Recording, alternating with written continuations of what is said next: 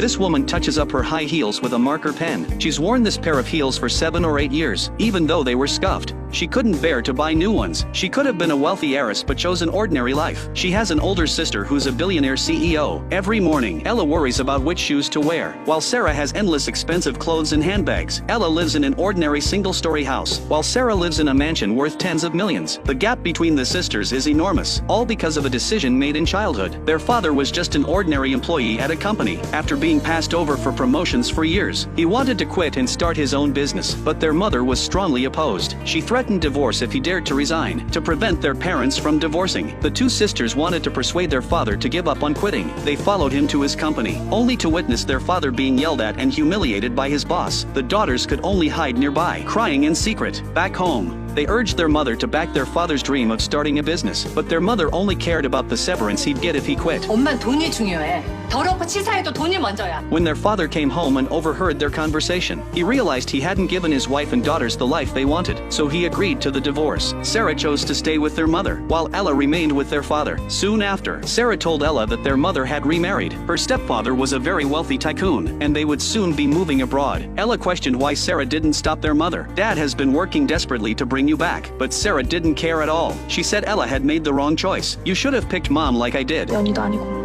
The sisters' relationship was shattered from that point on. After much effort, their father finally secured investment funding, but before he could share the good news with his daughter, he died in a car accident. From then on, Ella survived by selling hot dogs with her grandmother. 15 years have passed in a flash. Sarah has returned and started an investment company, while Ella happens to come to her company seeking startup funding. Looking at Ella's cheap high heels, Sarah can tell she's struggling financially. Don't tell me you're still living off grandma's hot dog sales. Ella fires back. Didn't you only succeed because of your stepfather? She claims she's currently starting her own business, with a partner who's young, handsome, and capable, and that they're dating. Sarah remembers that Ella's social media photos are all selfies, hardly the behavior of someone with a boyfriend. She invites Ella to a company networking event in a few days. If you're serious about starting a business, it should be a great place to expand your network. She tells her to bring her boyfriend along, but Ella flatly refuses, because she doesn't actually have a boyfriend. Just as Sarah is about to get in her car and leave, she can't help but flaunt her superiority. Look at that marker pen on your damaged shoes, and your completely non-existent boyfriend. Your situation is pretty obvious. Thanks for showing me what the alternative looks like. It really shows how right I was to choose mom back then. Faced with Sarah's mockery, Ella angrily knocks on the car window. She tells Sarah that she and her boyfriend will attend the party, but by evening, she's regretting her impulsive response. Where is she going to find a boyfriend?